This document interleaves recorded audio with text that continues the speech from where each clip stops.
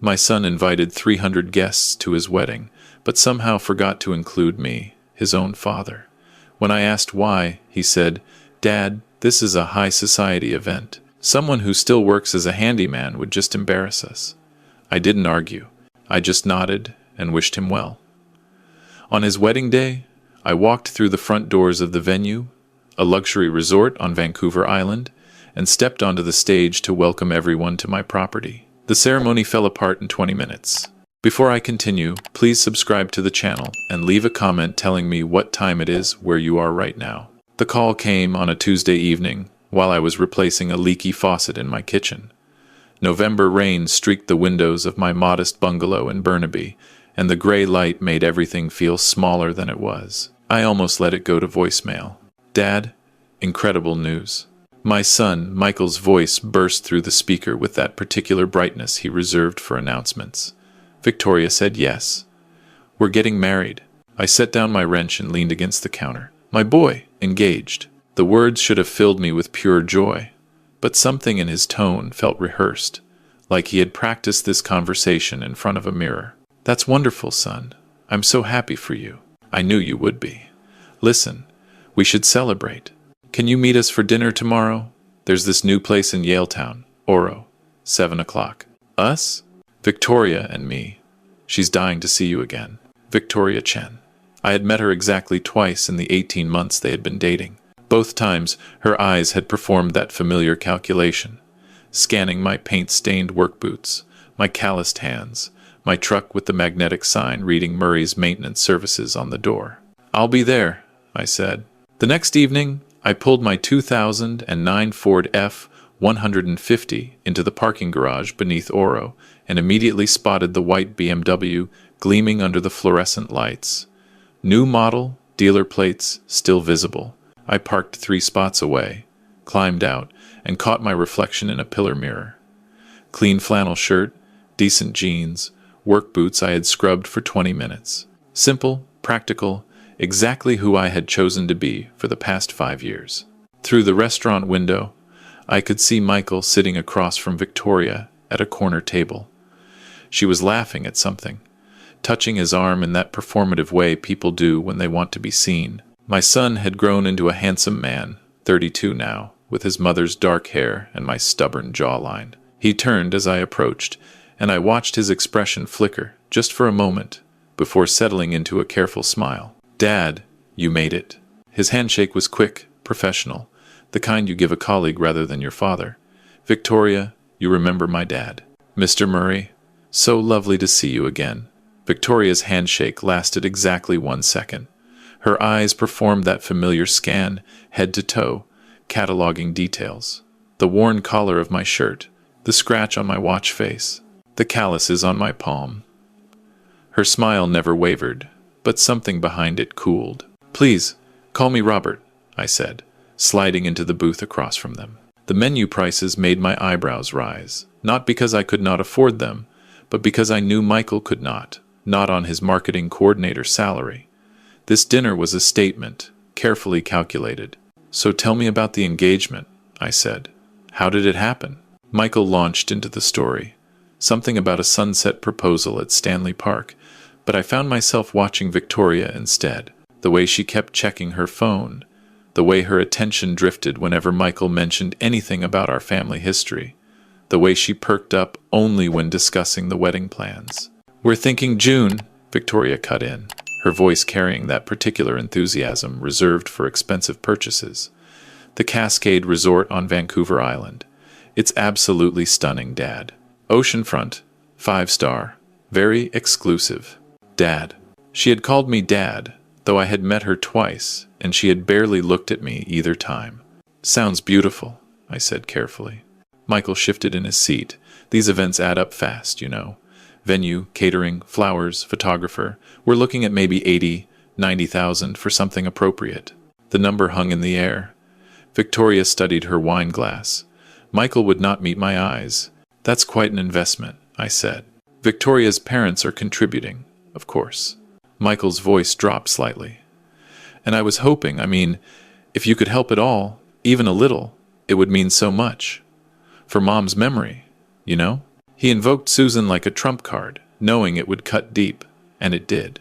My wife had dreamed of seeing our son married. She had talked about it during those long nights in the hospital, planning details she would never see. She died 4 years ago, believing Michael had grown into a good man. I pulled out my phone, opened the Notes app, pretended to calculate the performance of a struggling handyman, carefully budgeting his limited resources.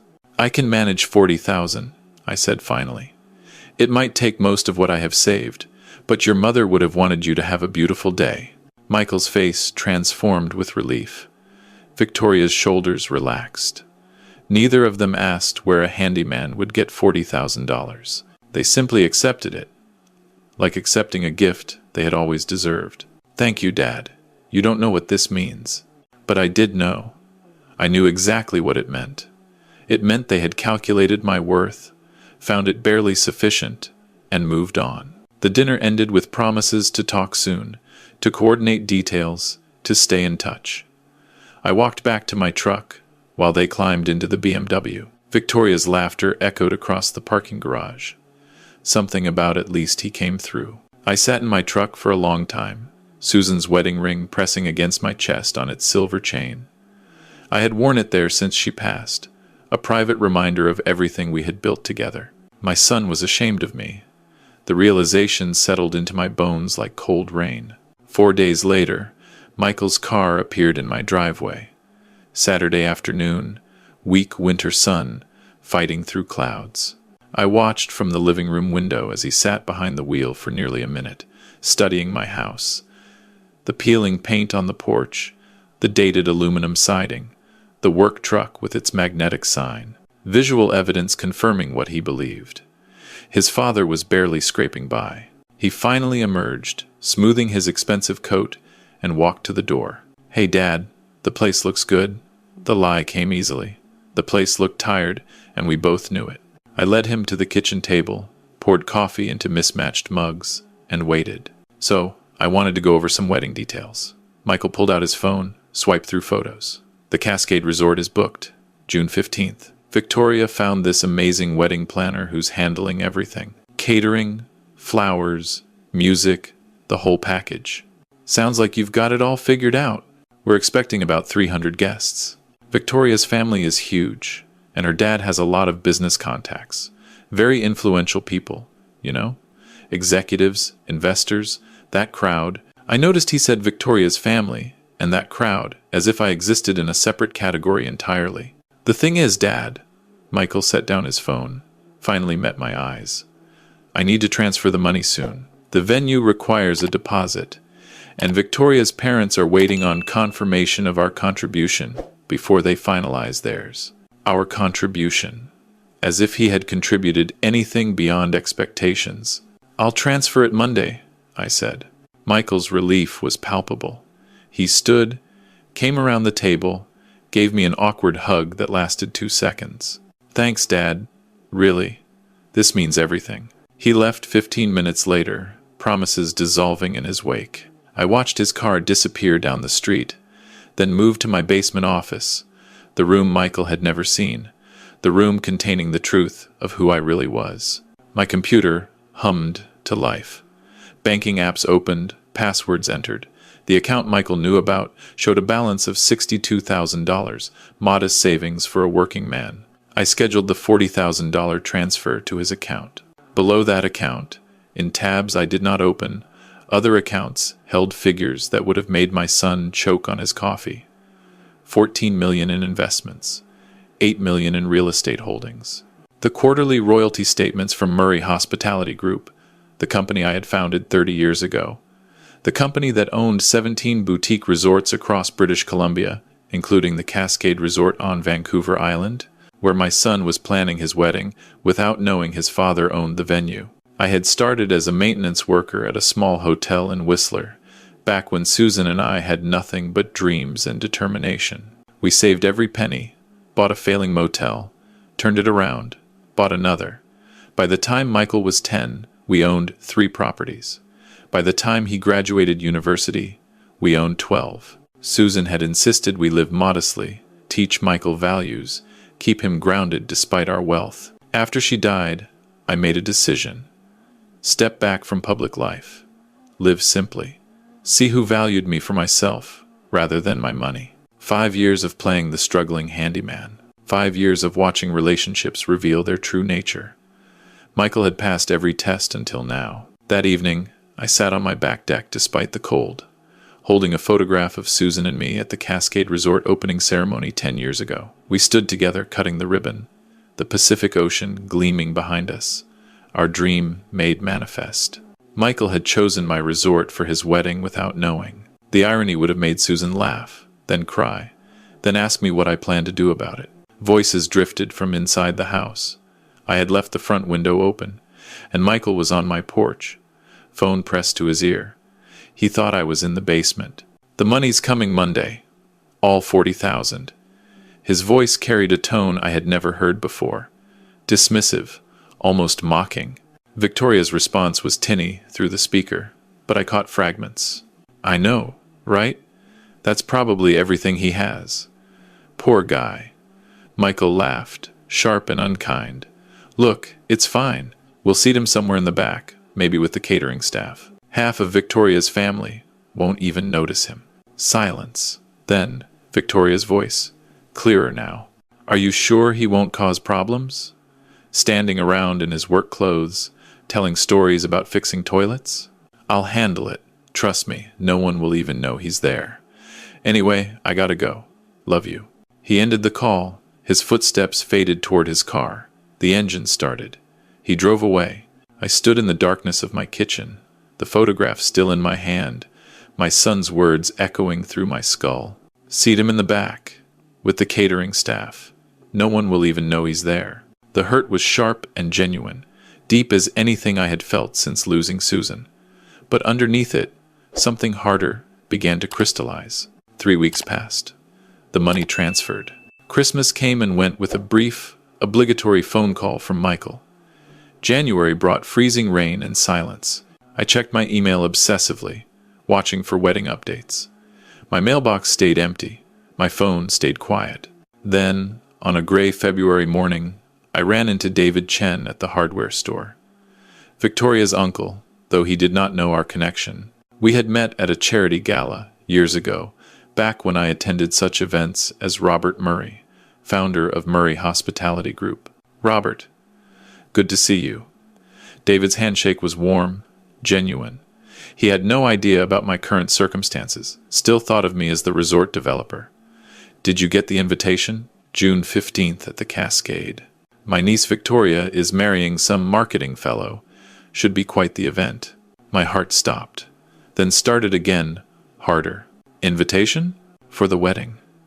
300 guests, very exclusive. I assumed you'd be on the list, given that you own the venue. He laughed.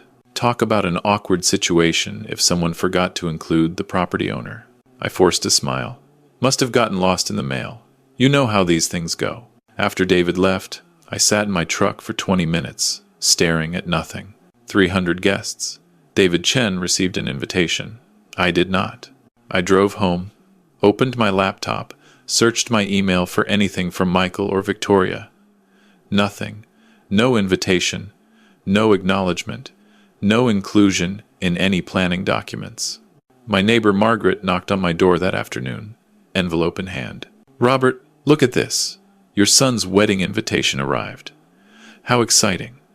June at the Cascade Resort. I've heard it's absolutely gorgeous. She handed me the envelope, cream-colored, elegant script. I opened it carefully. Victoria Chen and Michael Murray request the pleasure of your company. The Cascade Resort, Vancouver Island.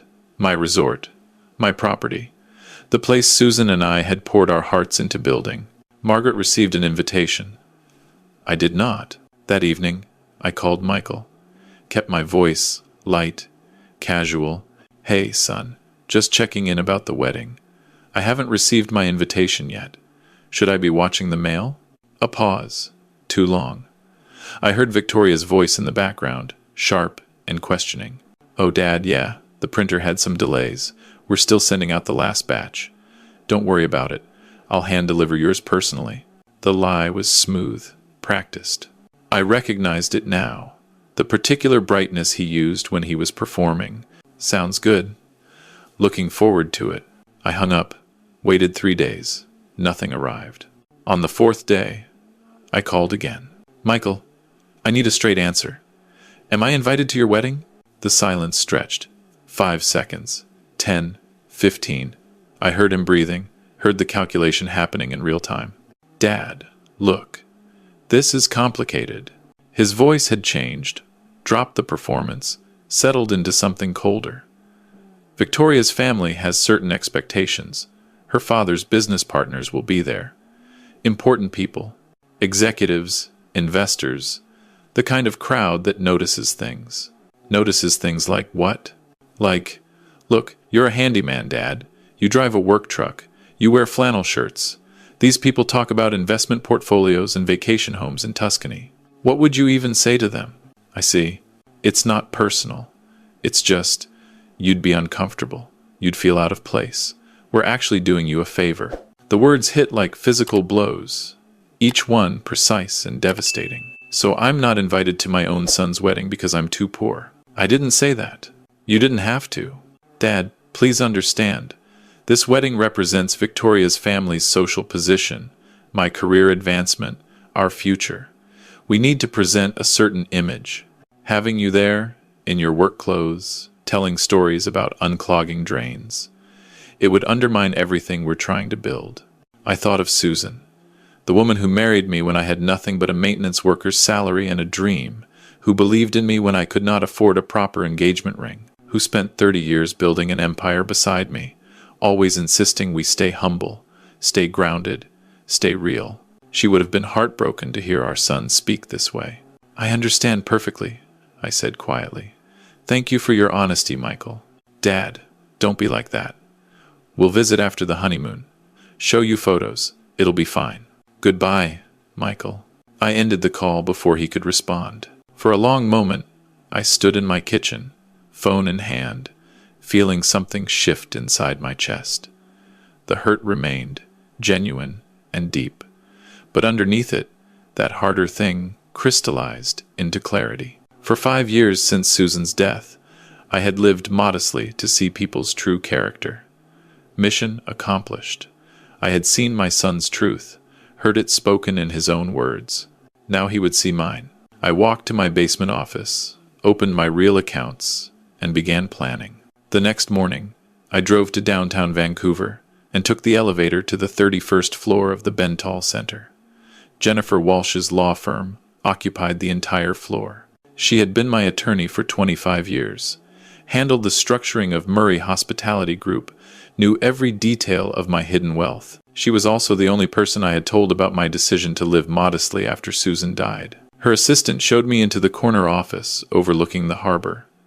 Jennifer entered moments later, her expression shifting from professional courtesy to concern when she saw my face. Robert, what happened? I told her everything. Michael's rejection, his explanation that I was too poor, would embarrass him, should stay home. The venue being the Cascade Resort, my own property. Jennifer's composure cracked. He said what? That you're too poor for his wedding? At your resort? She sat down hard, coffee sloshing over the rim of her cup. Robert, this is beyond disrespectful. What do you want to do? I spread documents across her conference table.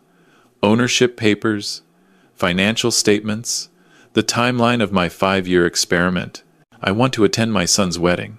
I'll arrive at 2:30 on June 15th, walk through the front doors, and take my place at the ceremony. I won't cause a scene. I'll simply be there. The truth will handle the rest. Jennifer studied me for a long moment, then nodded. Attorney mode engaged. It's your property. Michael rented the venue, but you're the owner. Legally, you have every right to be there. More than that, actually, you have authority over every aspect of the event. She pulled out her phone, started making calls, to the Cascade's general manager, to the event coordinator, to the head of security, informing them, confidentially, that the owner would be attending the Murray Chen wedding and should be given full access. You'll need a witness, Jennifer said after hanging up, someone who can verify what happened. I'm clearing my June 15th. We spent 2 hours planning logistics, timing, positioning, legal boundaries. What I could say, what I could not. Jennifer made notes in her precise handwriting, building the framework that would protect me from any claims of disruption. After leaving her office, I drove to the Cascade Resort. The ferry crossing gave me time to think, watching Vancouver Island grow larger through the morning mist. I had not visited in 5 years, part of my deliberate invisibility. The management team thought I had retired, thought the company was run by a corporate board. They did not know the founder still made every major decision through carefully worded emails. I parked in the employee lot and entered through the service entrance.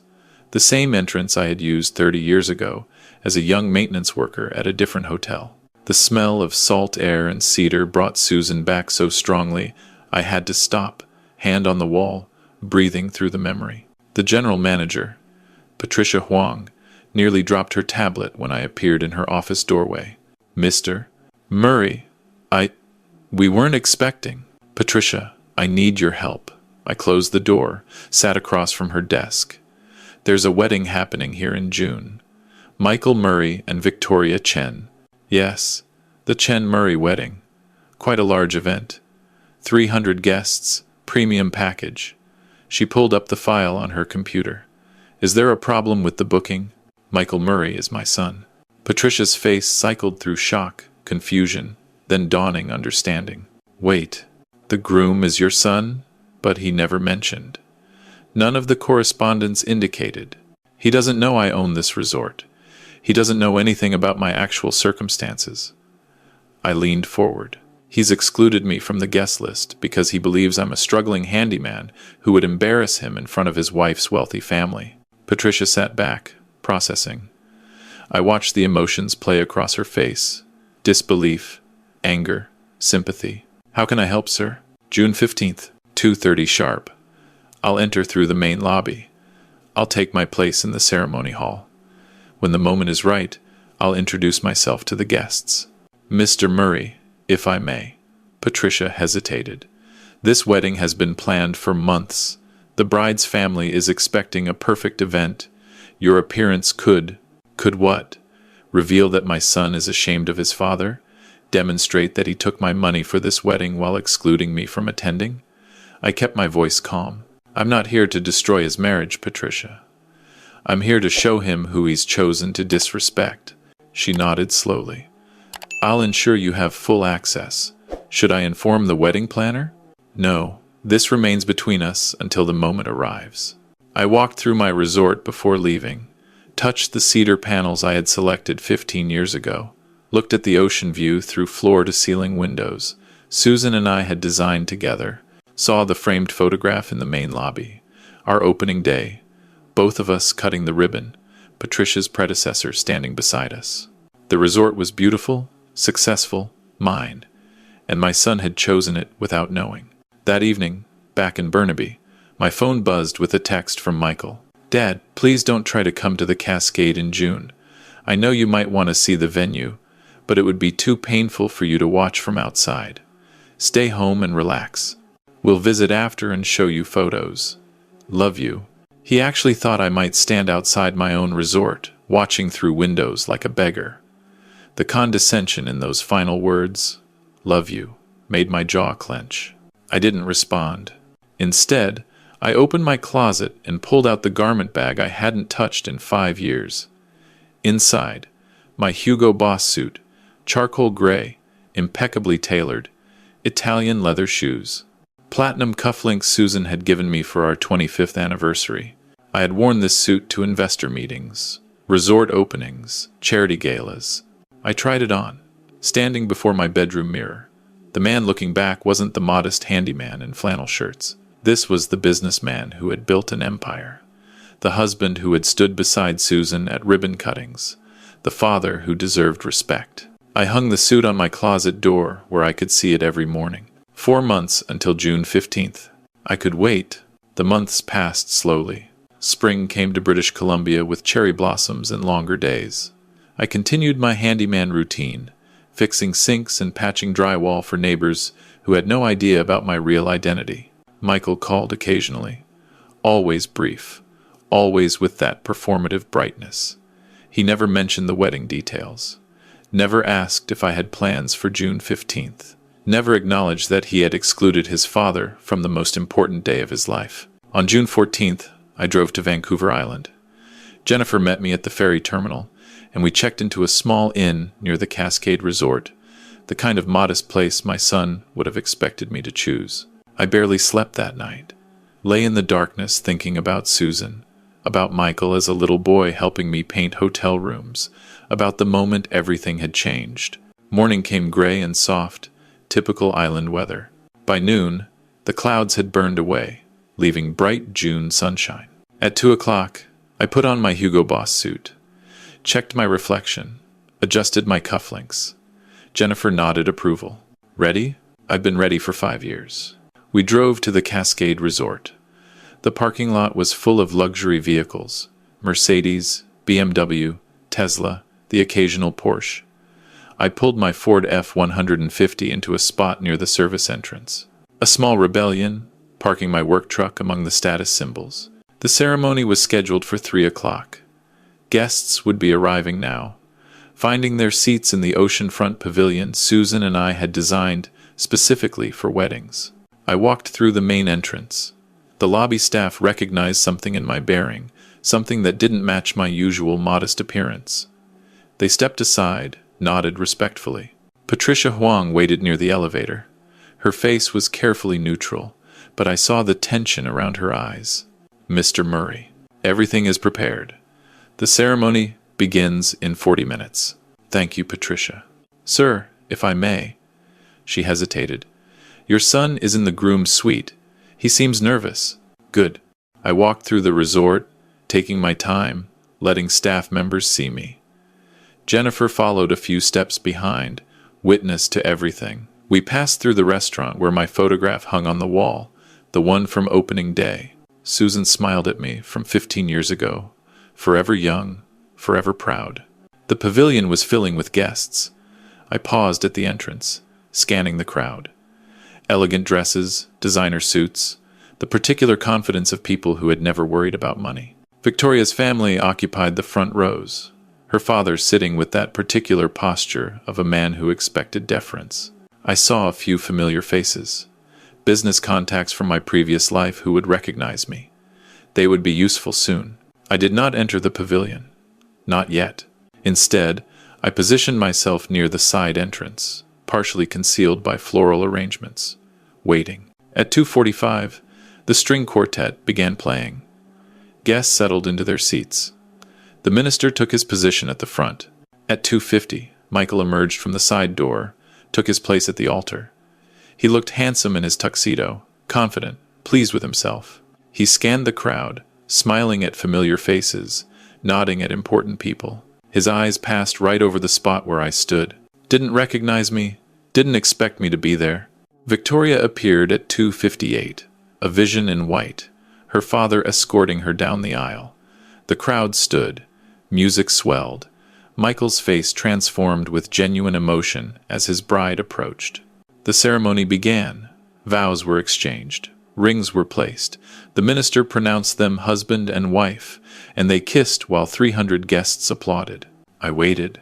The minister invited everyone to remain seated for the family speeches before moving to the reception. Victoria's father stood first, delivered a polished address about family legacy and social connection. Victoria's mother spoke next, something about welcoming Michael into their family. Then the minister looked at his notes, announced that the groom would like to say a few words. Michael stood, champagne glass in hand, smile bright and confident. Thank you all for being here on the happiest day of my life. It means so much to have everyone we love celebrating with us. Everyone we love.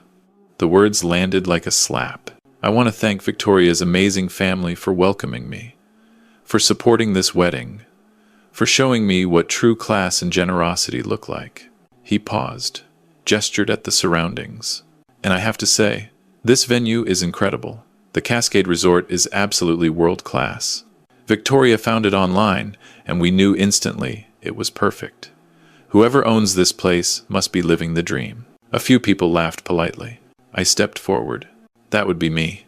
My voice carried clearly through the pavilion, amplified by the natural acoustics Susan and I had designed into the space. 300 heads turned. Michael's champagne glass froze halfway to his lips. I walked down the center aisle. Hugo Boss, suit impeccable. Italian shoes clicking on the flagstone. Every step deliberate and measured. Murmurs rippled through the crowd. Phones appeared. Someone whispered, "Isn't that Robert Murray?" Michael's face had drained of color. Victoria grabbed his arm, confusion and alarm battling across her expression. I reached the front of the pavilion, turned to face the guests.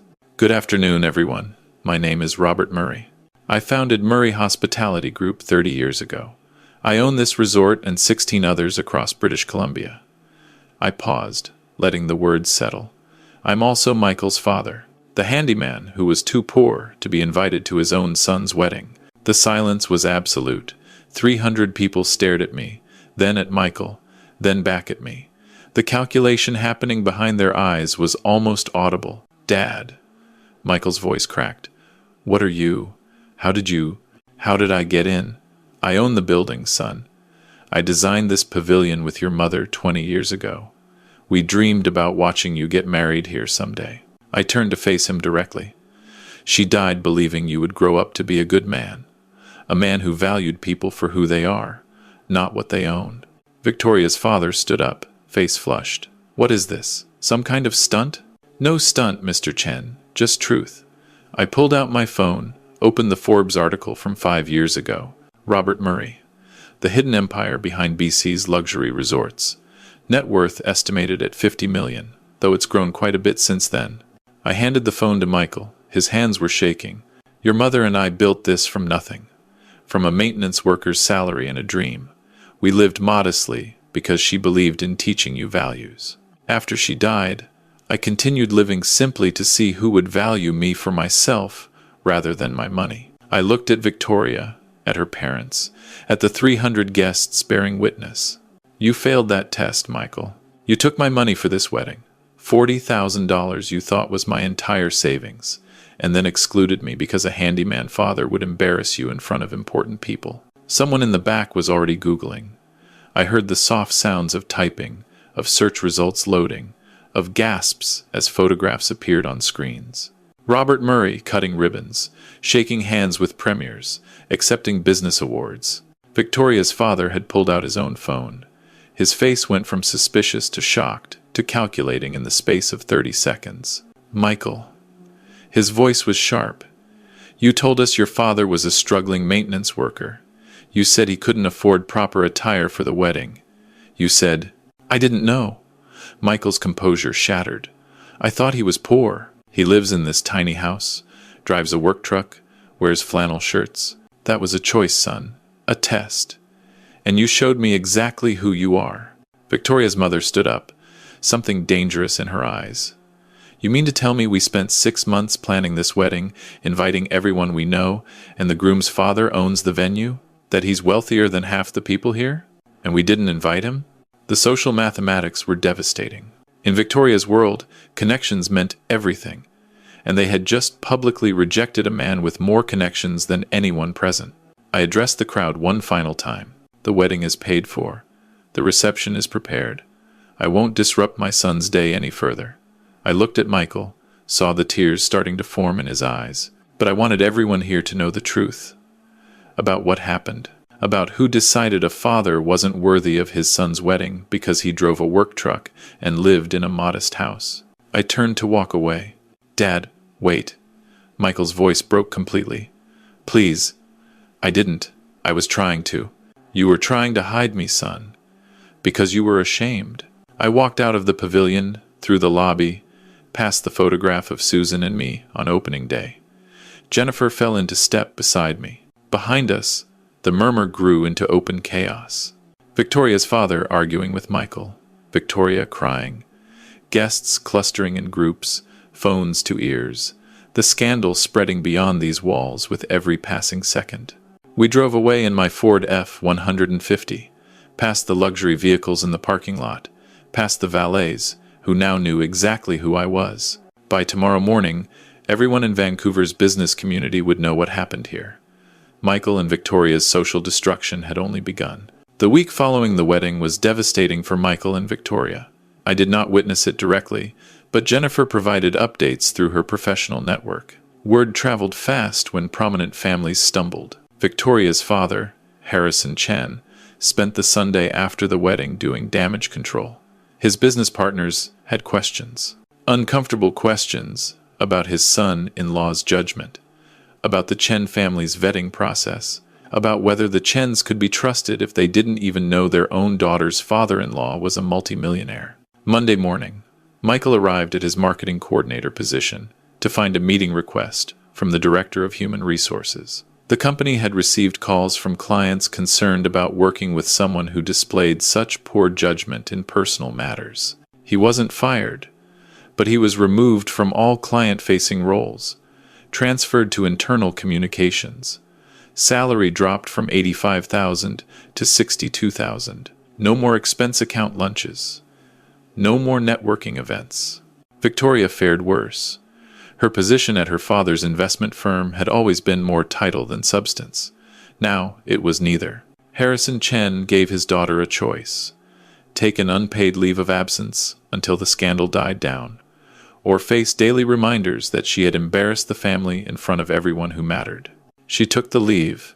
Their expensive Cole Harbor condo, $4,000 a month, suddenly felt less sustainable.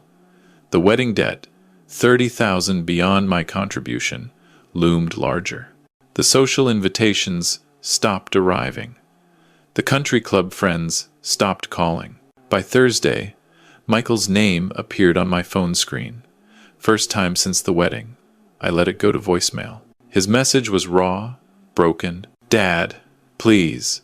I need to talk to you. I was wrong. I was so incredibly wrong. Please call me back. I listened to it 3 times, then deleted it. Friday brought another call. Saturday, 2 more. Sunday, a text. Dad, please. I'm begging you. Monday morning, exactly 1 week after the wedding, I finally answered. What do you want, Michael? Dad. His voice cracked immediately. Can I come see you? Please.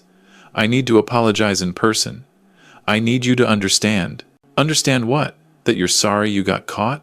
That you wish I had stayed hidden so your social climbing wouldn't be disrupted? Silence. Then, quietly, I deserve that. I deserve all of it. But please, Dad, give me a chance to explain. I thought about Susan, about what she would want, about whether there was anything left in my son worth saving. Fine. Come over. But bring Victoria. She was part of this too. They arrived at 2 o'clock. I watched from the window as they sat in their BMW for several minutes, gathering courage. The car that had seemed like such a statement 2 months ago now looked like a liability they could not afford. They walked up my cracked driveway, past my work truck, to my front door. Their faces carried the particular exhaustion of people who had spent a week confronting the consequences of their choices. I opened the door before they could knock. Come in. We sat in my living room, the same space Victoria had silently judged 2 months ago. The worn furniture, the dated carpet, the modest television.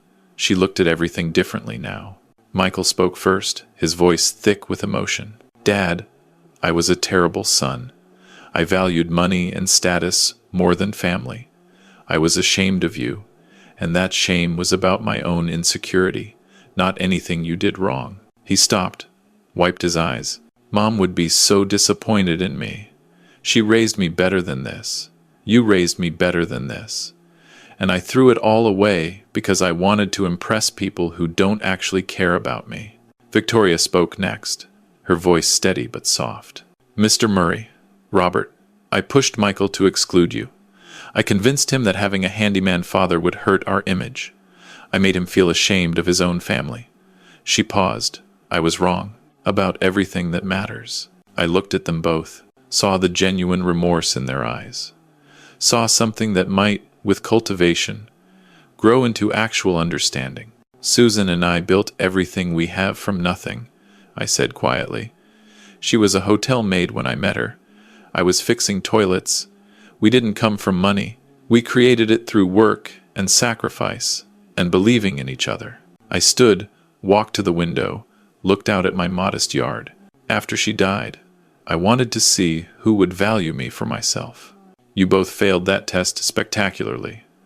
But failure isn't final unless you refuse to learn from it.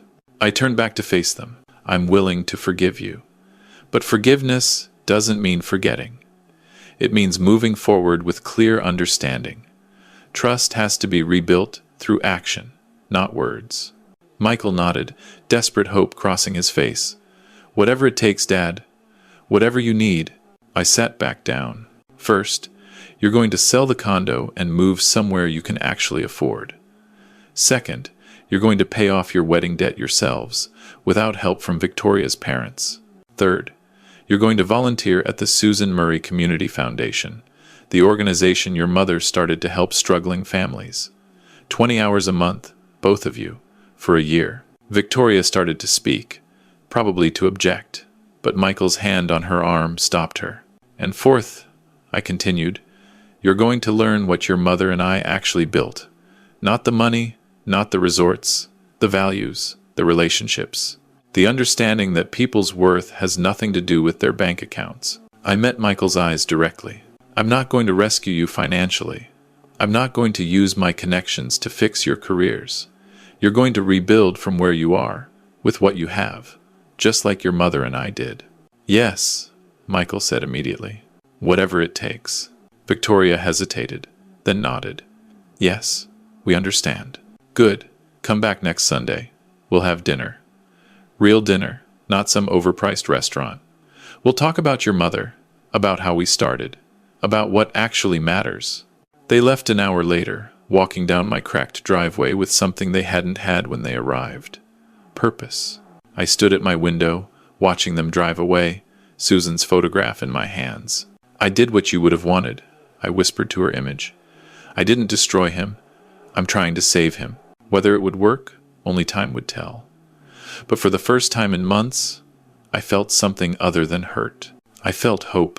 6 months later, Michael and Victoria sold the Cole Harbor condo and moved to a modest apartment in East Vancouver, the same neighborhood Susan and I had lived in 40 years ago, when we were just starting out. Michael kept his internal communications job. Victoria found work at a non-profit, entry level, nothing like her previous position, but honest and meaningful. They volunteered at the Susan Murray Community Foundation every Saturday, helping families who were struggling the way Susan and I had once struggled. I saw Michael there sometimes, really talking with people, really listening, becoming someone his mother would have recognized. Our Sunday dinners became a ritual. Simple food, real conversation, stories about Susan, and our early days. Victoria learned who her mother-in-law had actually been. Not just the name on a foundation, but a woman who had cleaned hotel rooms and dreamed of something more. On a gray November afternoon, exactly 1 year after that first dinner in Yaletown, Michael called me. Dad, can you come to the foundation? There's something I want to show you. I drove to the community center, parked my truck in the lot, walked through doors that bore Susan's name. Michael waited in the main hall, surrounded by foundation volunteers, Victoria beside him. On the wall behind them hung a new display. Photographs of Susan through the years, from hotel maid to entrepreneur to philanthropist. We put this together, Michael said, his voice thick, Victoria and I, to show people who Mom really was, not the rich woman who funded this place, the woman who understood struggle because she lived it. I stepped closer to the photographs. Susan, at 20, wearing her housekeeping uniform. Susan, at 30, standing in front of our first motel. Susan, at 40, at 50, her smile never changing, her values never wavering. And there, at the end of the display, a photograph I had never seen. Susan holding baby Michael, both of them laughing at something off camera. Where did you find this? Mom's old photo albums. Victoria and I went through them all. There are hundreds of pictures, Dad. Stories you never told me. I touched the glass, covering Susan's face. Felt tears I hadn't expected gathering in my eyes. She would be proud of you, Michael. Of who you're becoming. I'm trying, Dad. He put his arm around Victoria. We both are. That evening, I sat on my back deck, despite the cold. Susan's wedding ring warm against my chest. The hurt from that first phone call. The dismissal. The shame. It hadn't disappeared entirely. Some wounds leave scars. But the scars had become reminders rather than barriers. My phone buzzed. A text from Michael. "Thank you for not giving up on me, Dad. I know I didn't deserve a second chance. I promise I won't waste it." I texted back, "Your mother would be proud. So am I." I set down the phone and looked up at the stars emerging through the November clouds. Love doesn't mean accepting everything. Sometimes love means showing people hard truths. And sometimes, if you're lucky, they learn from them. Michael had learned. And somewhere, I hoped Susan was watching, finally proud of the man our son was becoming. If you enjoyed this story, please like this video, subscribe to the channel, and share your thoughts in the comments. To hear another story, click the link on the left. Thank you for watching.